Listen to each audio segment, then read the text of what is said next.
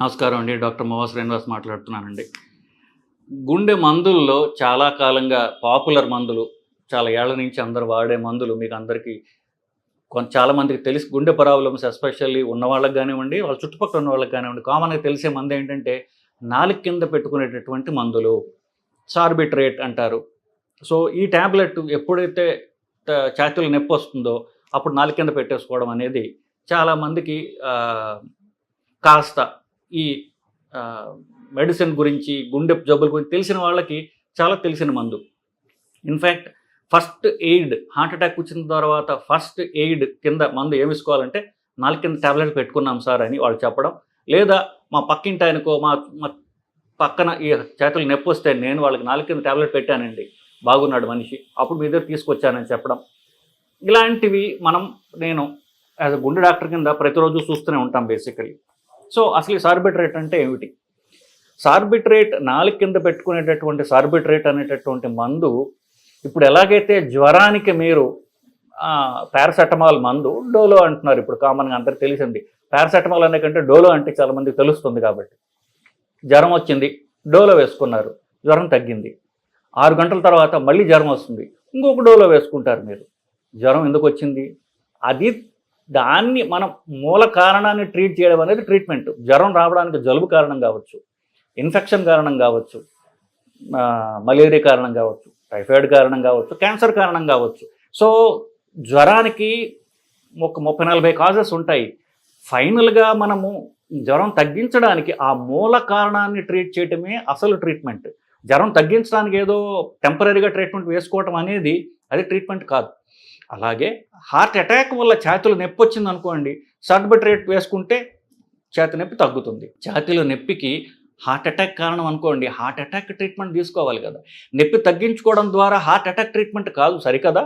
ఈ నొప్పి తగ్గిన తర్వాత అంత సరిపోయింది ఇంట్లో కూర్చుంటే హార్ట్ అటాక్ ప్రోగ్రెస్ అవుతూనే ఉంటుంది. హార్ట్ అటాక్ అనేది మిగతా ఇప్పుడు జ్వరం అనుకున్నాం కదా, అట్లాగని హార్ట్ అటాక్ అనేది అసలు ట్రీట్మెంట్ తీసుకోకపోతే అది ప్రాణాపాయం చేయగలదు. ప్రాణం పోయే సీరియస్ ప్రాబ్లమ్స్ రావచ్చు. సో, దానికి ట్రీట్మెంట్ తీసుకోవాలి తప్ప ఏదో నొప్పి తగ్గడానికి సార్బిట్రేట్ వేసుకున్నాము అనేటటువంటిది అది సరైన పద్ధతి కాదు కదా, చాలా ప్రమాదకరం కూడా. సో, సార్బిట్రేట్ అంటే ఏమిటి అని చెప్పారు. మరి నాలుక కింద పెట్టుకునే సార్బిట్రేట్ ఎందుకు? మింగచ్చు కదా.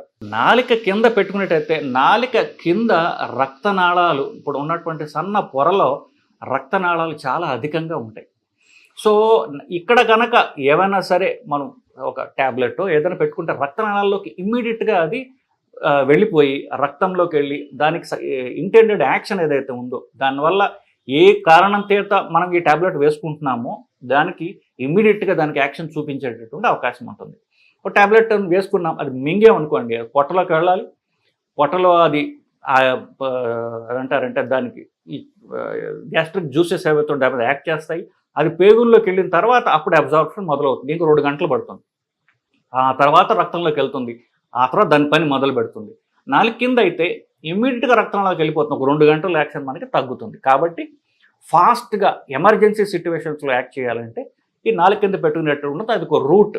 అది గుండె జబ్బు కావచ్చు, సైకాట్రిక్ ఎమర్జెన్సీస్, పానిక్ అటాక్స్ కావచ్చు. అంటే సడన్గా భయము, ఆందోళన వస్తుంది కొంతమందికి. ఊపిరి తీసుకోవడం కష్టమైపోతుంది, గుండె దడ వస్తుంది, చెమటలు పట్టేస్తుంటాయి. కానీ వాళ్ళు ఏదో పని చేయాలి. సో, ఒక స్పీచ్ ఇవ్వాలి, పని చేయాలి, ఇంటర్వ్యూకి వెళ్ళాలి, పానిక్ అటాక్ వచ్చింది. అలాంటప్పుడు ట్యాబ్లెట్స్ నాలుక కింద పెట్టుకుని ఉంటే ఇమీడియట్గా వాళ్ళకి రిలీఫ్ వస్తుంది. సో, త్వరగా క్విక్ రిలీఫ్ రావాలంటే నాలుక కింద పెట్టుకునేటటువంటి ట్యాబ్లెట్లు వాడతారు. సో, నాలుక కింద ఎందుకు పెట్టుకుంటారు అనే దానికి కారణం చెప్పాను. ఏ ట్యాబ్లెట్ అయినా కావచ్చు. హార్ట్ అటాక్, ఛాతీలో నొప్పి అని ఎమర్జెన్సీ కదా. సో, నాలుక కింద పెట్టుకునే రూట్ వాళ్ళు వాడతారు. దానికి సార్బిట్రేట్ ట్యాబ్లెట్ అని వాడతారు. ఈ ట్యాబ్లెట్ ఛాతీలో నొప్పి, హార్ట్ అటాక్ వల్ల వచ్చినటువంటి ఛాతీలో నొప్పికి మాత్రమే ఇది పనిచేస్తుంది. ఒకవేళ ఛాతీలో నొప్పి వచ్చింది, అది హార్ట్ అటాక్ వల్ల కాదు అనుకోండి, అప్పుడు నాలుక కింద పెట్టిన ట్యాబ్లెట్ పెట్టుకుంటే పెద్ద నష్టం రాదు.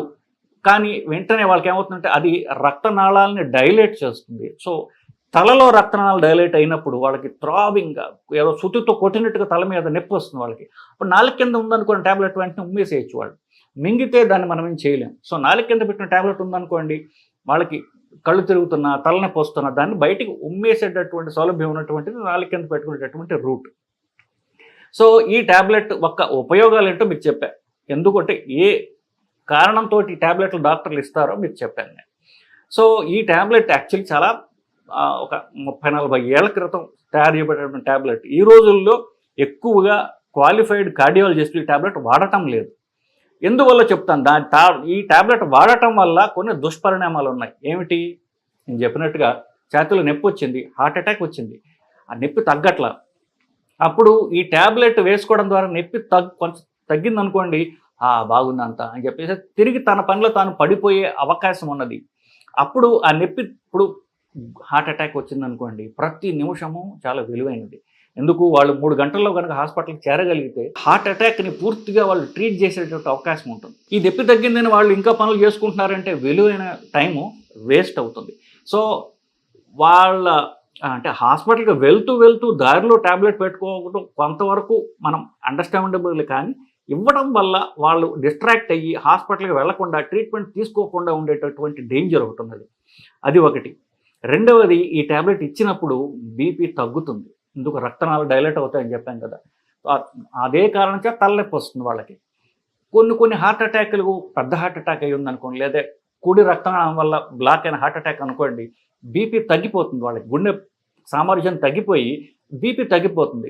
ఈ ట్యాబ్లెట్ పెట్టుకుంటే ఏమవుతుంది? ఆ ఉన్న బీపీని ఇంకా తగ్గిస్తుంది అది. సో అవసరమైన దానికంటే అధికంగా బీపీ తగ్గిపోయి వాళ్ళు సీరియస్ డేంజర్లో ఉండేటటువంటి అవకాశం ఉన్నది. సో మొదటిది, వాళ్ళు లేట్గా ప్రజెంట్ కావచ్చు. రెండోది, బీపీ ఇంకా తగ్గిపోయి హార్ట్ అటాక్ ఇంకా కాంప్లికేట్ అయిపోయేటటువంటి డేంజర్ ఒకటి ఉన్నది. మూడవది, ఒకసారి బైపాస్ అయిందనుకోండి, లేకపోతే ఎప్పుడో స్టంట్ అవుతుంది, వాళ్ళకి ఏంటంటే ఈ బైపాస్ అయిన తర్వాత వాళ్ళకి ఆ ఆపరేషన్ వల్ల వాళ్ళ ఛాతీలో నొప్పి వస్తూ ఉంటుంది. కానీ వాళ్ళు ఏమనుకుంటారు, నాకు హార్ట్ అటాక్ ఉంది, బైపాస్ చేశారు, నొప్పి వస్తూ ఉంటుంది, మనం సరిపెట్టేసుకుంటే పోలా అని సంవత్సరాల తరబడి ట్యాబ్లెట్ అలా మింగుతూ ఉంటారు వాళ్ళు. అప్పుడు ఏమవుతుంది? ఆ నైట్రేట్ టాలరెన్స్ అంటారు. అంటే ఏమిటి? కొంతకాలానికి ఈ గుండెల రక్తనాళాలు ఈ మందుకు పనిచేయడం మానేస్తాయి. రోజు అవసరం లేకుండా ఈ నాలుగు కింద పెట్టిన ట్యాబ్లెట్ వల్ల అసలు ఒకవేళ నిజంగా గుండె సంబంధించిన నొప్పి వచ్చినా కూడా అది పనిచేయకపోవచ్చు. అదుగో పులి అని 4 సార్లు అంటే నిజంగా పులి వస్తే మనకి తెలియదు పులి వచ్చిందో లేదో అని. సో ఇదే విధంగా మన అవసరం ఉన్నా లేకపోయినా సార్బెట్లేట్ మింగడం వలన అది ఆ ట్యాబ్లెట్ నిజంగా అవసరమైనప్పుడు పనిచేయదు అది. సో ఇది నైట్రేట్ టాలరెన్స్ అంటారు. సో అవసరమైనప్పుడు మాత్రమే మీరు వాడటం అనేది, అంటే గుండె డాక్టర్ చెప్తాడు, బాబు ఇలా ఉంటుంది గుండె నొప్పి, అప్పుడు మీరు హాస్పిటల్కి వెళుతూ దారిలో తీవ్రంగా ఉంటే తప్ప ఒకటి వేసుకోండి. అంతే తప్ప రోజు పెపర్మెంట్ తిన్నట్టుగా ఈ ట్యాబ్లెట్ తింటే మీకు లాభం కంటే నష్టమే ఎక్కువ. సో అవసరమైన మీకు తెలియకుండా డాక్టర్ చెప్పకుండా మీరు ఈ 4 కింద పెట్టి సార్బిట్రేట్ వాడినట్లయితే ఈ దుష్పరిణామాలు ఉన్నాయి. ఇంతేకాకుండా 4వది, దానికి సైడ్ ఎఫెక్ట్ కాకపోయినా తీవ్రమైన తలనొప్పి వస్తుంది వాళ్ళకి. తలనొప్పి వస్తుంది అంటే అర్థం ఏంటి?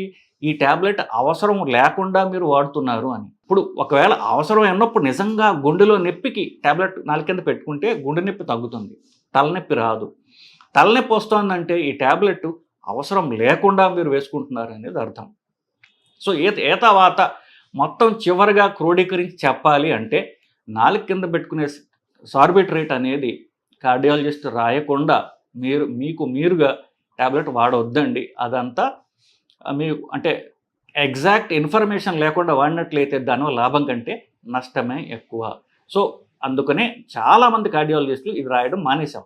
ఎందుకు? అది ఛాతీలో నొప్పిని మాస్క్ చేస్తుంది, తీసివేయదు. మాస్క్ చేయడం వల్ల మనకు జరిగే నష్టం ఎక్కువ కాబట్టి.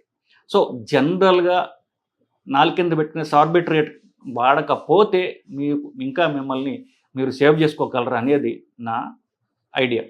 హార్ట్ అటాక్ వస్తే ఫస్ట్ తీసుకోవాల్సింది సార్బిట్రేట్ కాదు, రక్తం పలసబడే ట్యాబ్లెట్స్ ఉంటాయి. ఆస్పిరిన్ 300 మిల్లీగ్రాములు, క్లోపిడోగ్రల్ 300 మిల్లీగ్రాములు, 300 గుర్తుపెట్టుకోవాలి.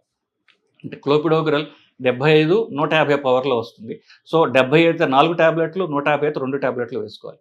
ఒకవేళ హార్ట్ అటాక్ మనకు వచ్చినా మన చుట్టుపక్కల వాళ్ళకి వచ్చినా మీరు ఇవ్వాల్సింది ఫస్ట్ ఆస్పిరిన్ 300 మిల్లీగ్రాములు, క్లోపిడోగ్రల్ 300 మిల్లీగ్రాములు.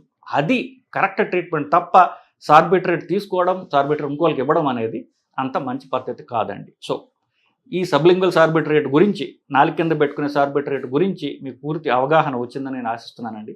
నమస్కారం అండి.